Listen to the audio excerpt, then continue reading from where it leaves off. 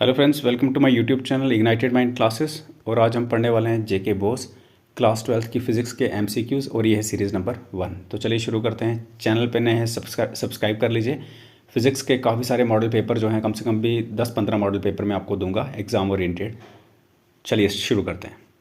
पहला क्वेश्चन है, आपको बताना है कि इनमें से करेक्ट रिलेशन जो है कैपेसिटेंस का, जो किसके लिए है, पैरेलल प्लेट कैपेसिटर के लिए, वो कौन सा है? तो वो है ये C=Q/V।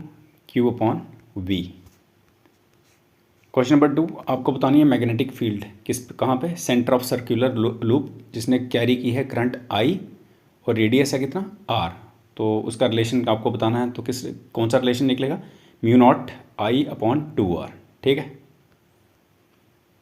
उसके बाद क्वेश्चन नंबर 3, आपको SI यूनिट बताना है मैग्नेटिक फ्लक्स का। तो SI यूनिट क्या है मैग्नेटिक फ्लक्स का? वेबर।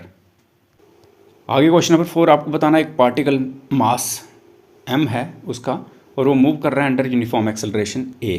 तो उसकी डिस्प्लेसमेंट आफ्टर टाइम t और उसको कैसे गिवन दिया गया है, तो वो है आपका ये वाला रिलेशन S=ut + ½ at²।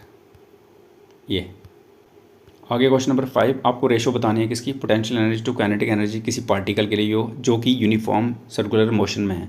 तो क्या रेशो होगी? वो उसकी होगी 1:0।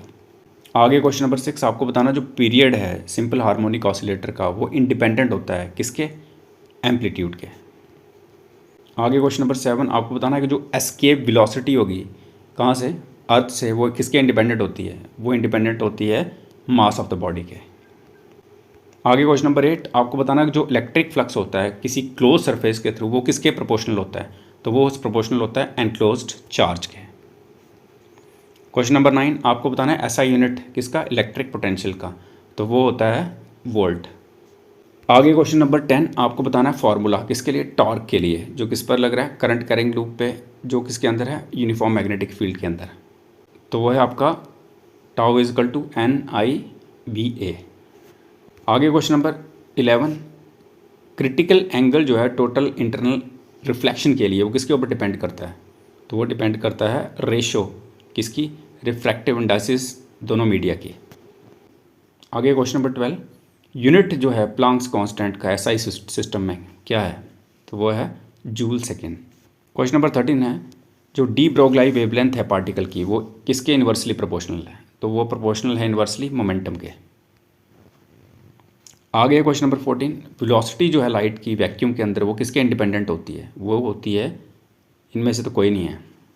ठीक है, तो नन ऑफ द अबव। आगे क्वेश्चन नंबर 15, इन्होंने बताया है कि जो सीरीज़ में LCR सर्किट होता है, जो रेजोनेंस पे होता है, तो करंट कितनी होती है? तो देखिए करंट जो होती है वो मैक्सिमम होती है। आगे question number 16, magnetic field lines जो होती हैं क्या होती हैं? ये होती हैं क्लोज्ड कर्व्स। आगे है 17, आपको बताना है कि अगर दो आइडेंटिकल कैपेसिटर्स को अगर हम सीरीज़ में कनेक्ट कर दें, तो जो इक्विवेलेंट कैपेसिटेंस बनेगी वो क्या होगी? तो वो होगी ½ 1। आगे क्वेश्चन नंबर 18, आपको बताना है वर्क फंक्शन किसी मेटल का क्या होता है?